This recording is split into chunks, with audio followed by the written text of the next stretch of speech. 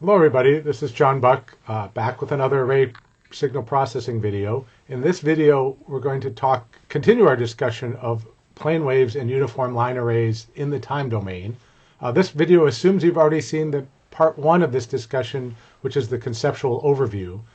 So if you haven't watched that one, pause this video, go back and watch the conceptual overview that gives you the big picture.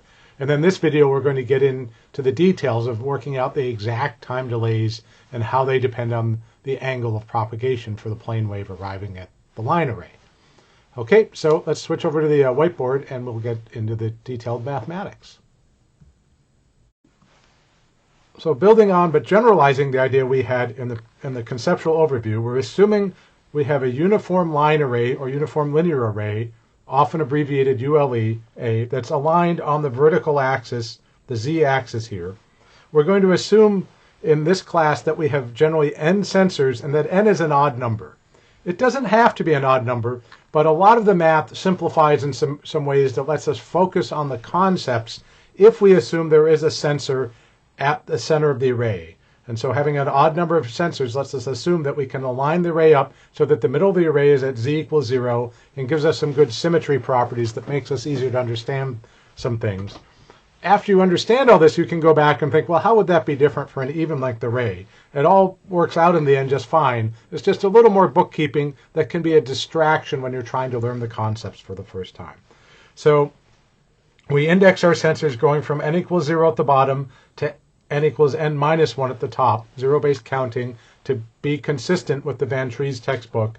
And so the middle element, if I have an odd number, is n minus 1 over 2. For example, if I have 5 sensors, this would give me 5 minus 1 over 2 is 2. The middle sensor would be the center one.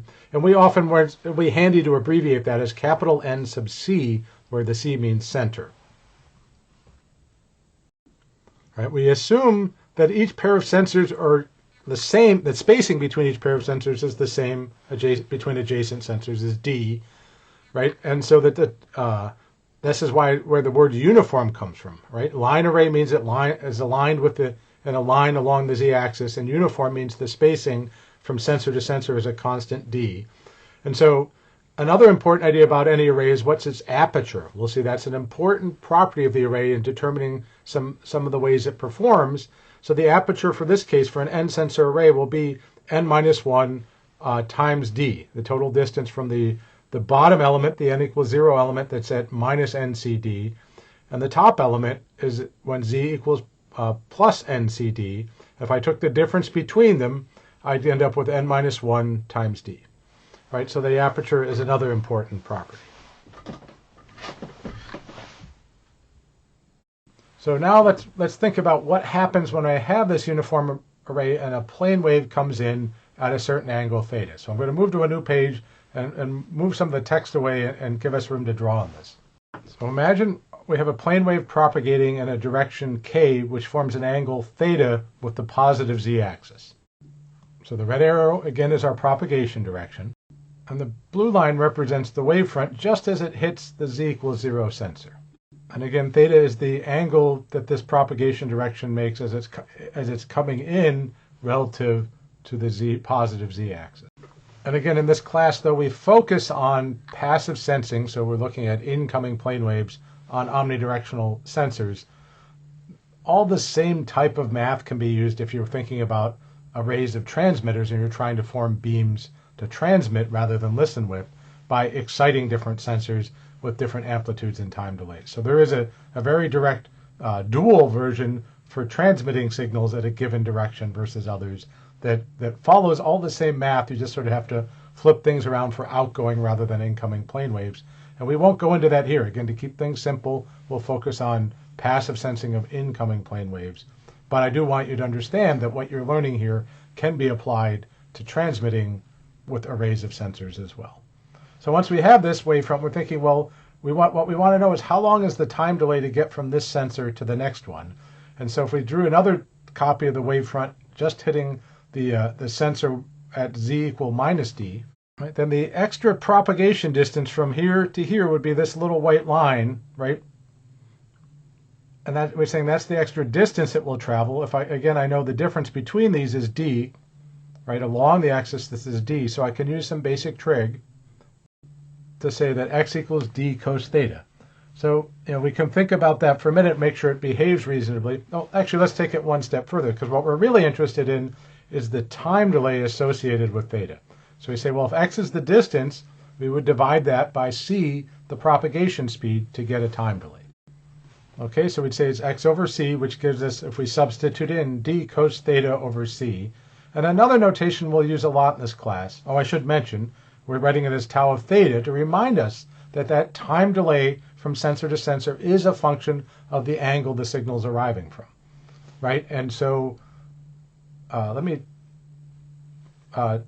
mention then, so when we can now write the sensors, the values, signals measured at the sensors, f sub n of t, in terms of each other for a plane wave coming from direction theta, right? So as we show here, the signal coming in at the nth sensor is just what we saw at the n plus first sensor, the one above the array by 1, delayed by tau of theta.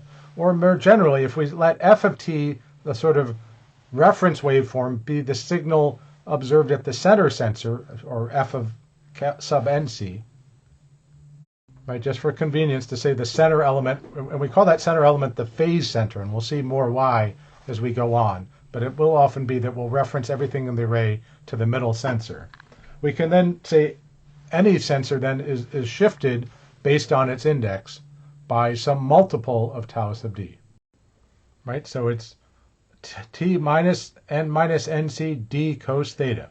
So when n is equal to nc, just as a sanity check, this will be 0, and that makes sense. So when little n equals nc, that's just an identity. At the bottom, if I think about n equals 0, that means I'm going to be it's going to be the waveform delayed by I just realized I got that backwards. I'm not going to start this over, so I'm just going to fix this equation. I realize that I have a sign mistake here. I think the easiest way to fix it is to redefine this to be nc minus little n. So let me do that.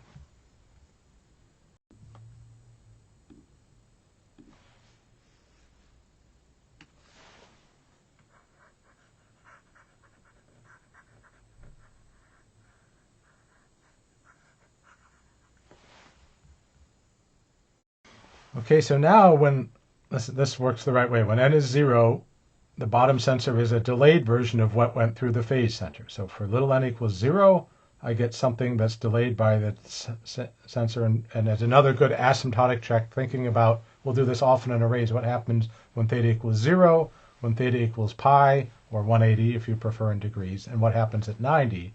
So for example, when theta equals 0, the plane waves, the wavefronts are coming just straight down the array, and this will be delayed by, there's a missing c here in the denominator too.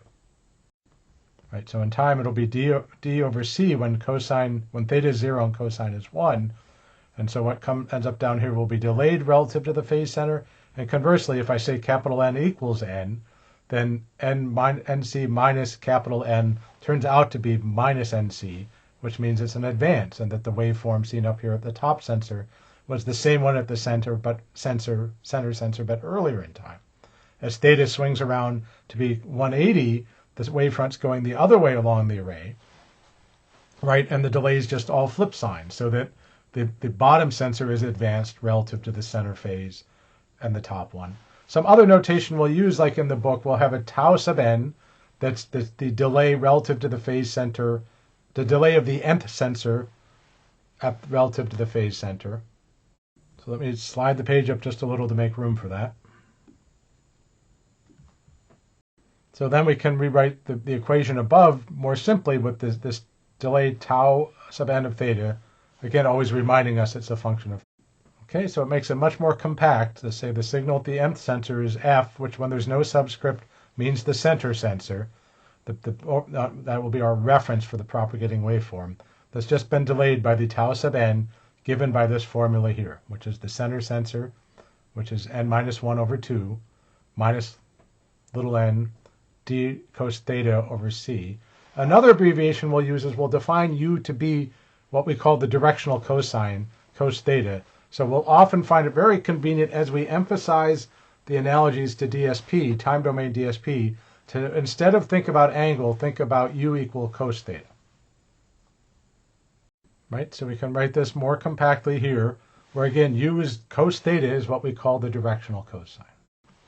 Okay, so that's the basic story of the derived, it's basically just trigonometric propagation or trigonometric relations to come up with the how the angle relates to the time delay along with the speed of propagation. And we'll get some practice in class doing some class problems looking at this.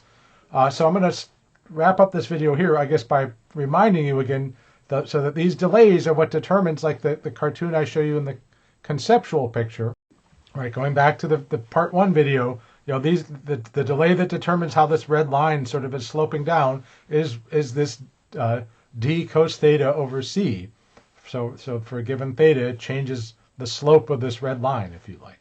So that's what we get for the sensors. I'm going to stop this video and then start another one on what we see in the time domain, or how we think about the time domain for beamforming. How do we combine the sensors and think about the mathematics of that?